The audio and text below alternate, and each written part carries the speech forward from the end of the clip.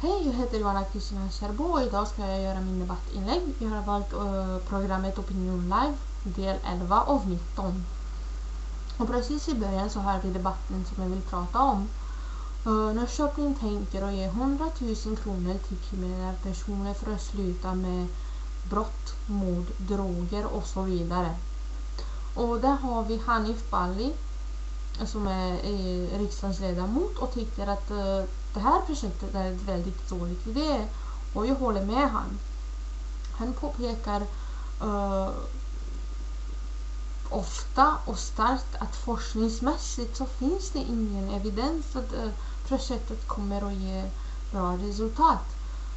Det finns inga värderingar som säger att det här kommer att funka. Det finns ju ingenting. Och vi får reda på att förut i 90-talet så har Norrköping provat det här förut med någonting som heter Non-Fighting Generation och har misslyckats. Så mitt tanke är att verkligen värt att börja ett nytt projekt med samma initiativ bara för att misslyckas. Det tycker jag är inte klokt. Inte alls. Vi måste och en annan grej är att jag tycker inte att de är väldigt säkra på vad de säger. Eller det syns ju inte att de har byggt upp en bra grund för det här projektet. För att det här kommer att funka.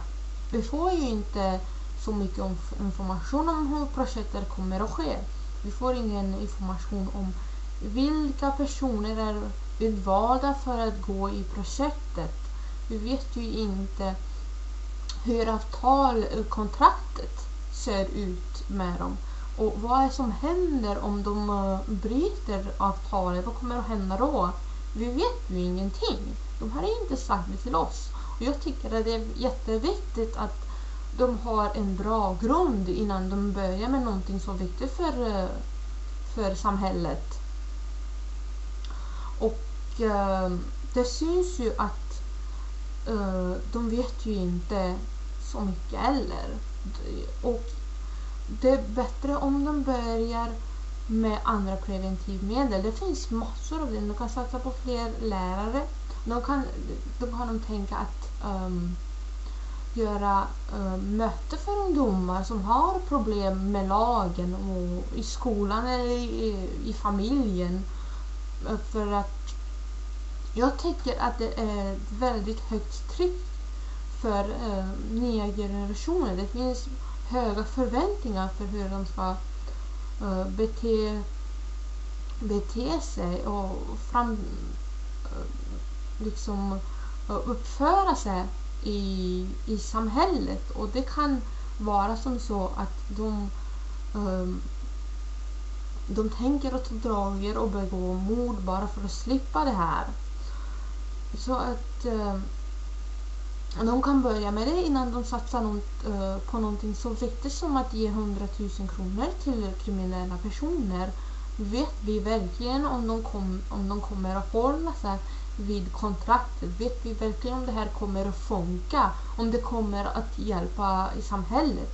Vi vet ju inte. Men jag tycker inte att det är värt att börja med någonting så viktigt som vi har ingen aning om. Det är bättre att se till att personer som har börjat och har problem med lagen få hjälp från samhället istället för att ge pengarna till personer som har gjort någonting väldigt dåligt, som har gjort någonting väldigt illa, som är väldigt seriöst. De sitter i fängelse på grund av en anledning. De har kanske begått mord. Eller så har de begått brott som är väldigt seriöst.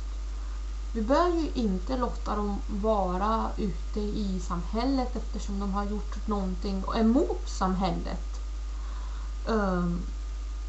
Så det tycker jag är jätteviktigt att ta